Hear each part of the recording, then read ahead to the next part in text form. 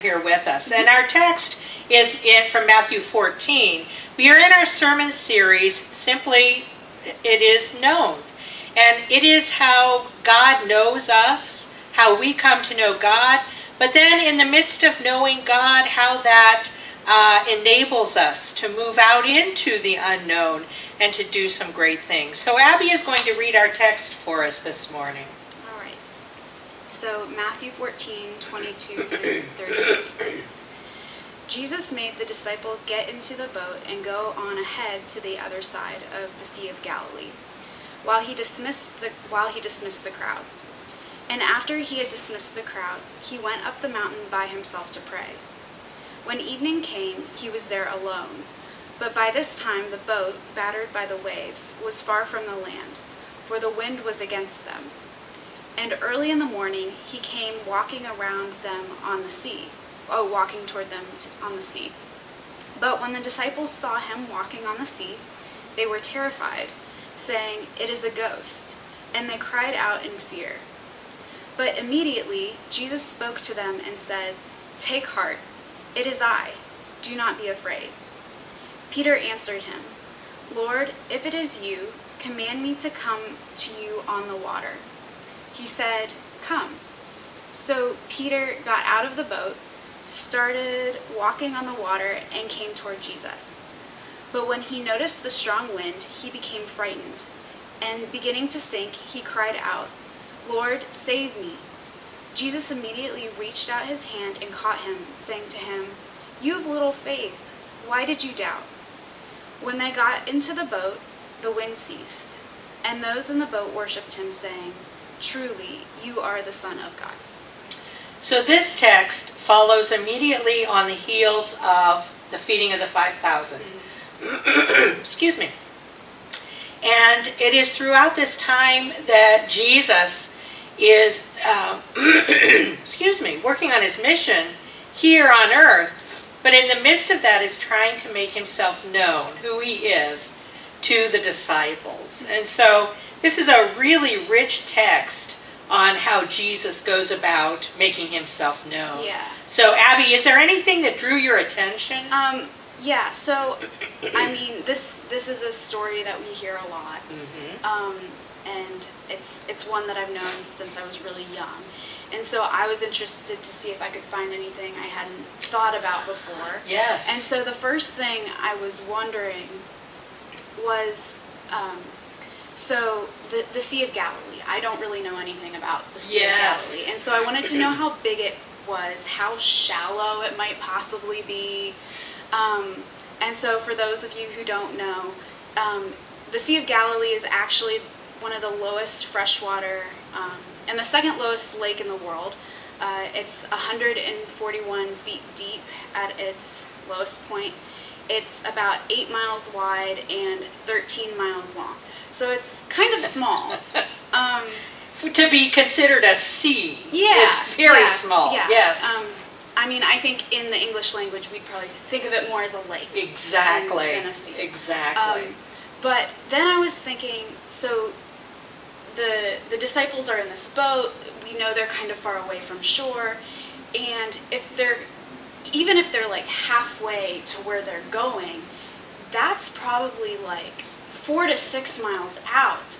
And if Jesus doesn't have a boat to go halfway to where they are, he's going to be walking on the sea for a pretty long time. And I was wondering, Jesus doesn't necessarily lack foresight. So I can only imagine if I was going up to my friends walking on the water, I'm thinking, I'm going to scare these guys so bad. And so when I read, like, initially, like when I was younger, it said, you have little faith, why do you doubt? And I think of that as this teacher is coming to talk to me, and, maybe they're chastising me. But then when I thought about, he's walking over to them, he might be scaring them.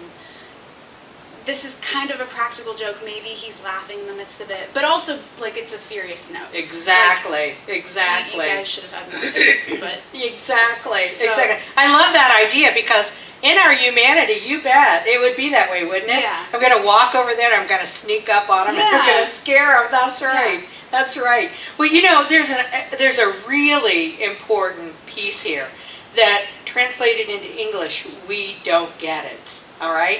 And it's important for the disciples. So if you look at verse 27, it says, "But immediately Jesus spoke to them and said, 'Take heart, it is I, do not be afraid.'"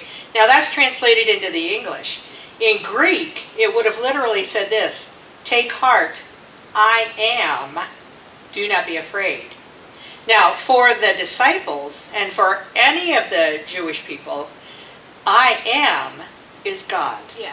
Because in the Old Testament, when they asked God what God's name was, God said, I am. And so here it is, Jesus is using that. And again, we miss it because of the translation into English. Unfortunately. Unfortunately, right. So Jesus is really saying to them, you know, I am God. And another critical piece about this is for them, the only one who can control the waters at all is God. And so here's Jesus displaying this also. But I like the idea in Jesus' humanity that maybe he did want to scare them a little bit. Yeah, like perhaps. Well, and you know, maybe it was the way to get a little rise out of them. And here's why I'm going to say that, all right? And why that might be good is because down the very last piece here is, truly you are the Son of God. Now, it took him walking on water and saving Peter to do that. What happened to the feeding of the 5,000? Yeah. You know what? He just, and it wasn't even 5,000. I mean, it was probably double or triple that number because of women and children. And so he fed this many people with this much food, and nowhere does it say at the end of that the disciples declare him to be the Son of God.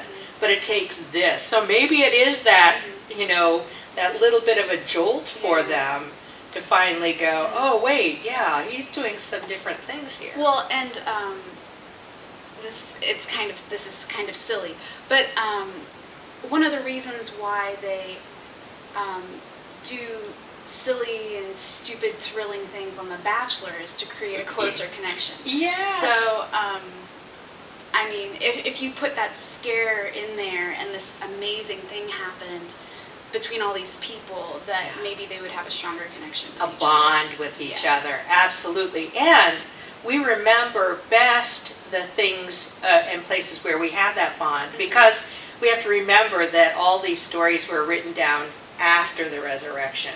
So they're not writing these down. They don't go the next day and go, oh, let's get that story down because it might be important. So that bonding is critical, because after the resurrection, they come back together and they start saying to each other, well, remember when we were on the Sea of Galilee and the storm came up and Jesus walked out on the water? So that bond will help them remember and sort of put the pieces together. Absolutely, absolutely. Now, the other question I had was, what did it mean for there to possibly be a ghost in that time period? What was their interpretation of that?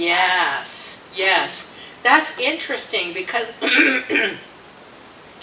I'm not sure what that would have been, other than it probably would have been the same kind of thing that we think of when we think a ghost. But you know what, Abby, that's a great question, and I'd have to do a little study on that, especially because some people believed in the resurrection, some people then didn't. And I don't mean Jesus' resurrection. Some people believed that there was something after death, even, without really knowing what that was, and others didn't. So did the ones who did not believe in a resurrection or something beyond this life, did they influence what it meant to have a ghost there present? Well, and I also know, like, the human brain has a tendency to make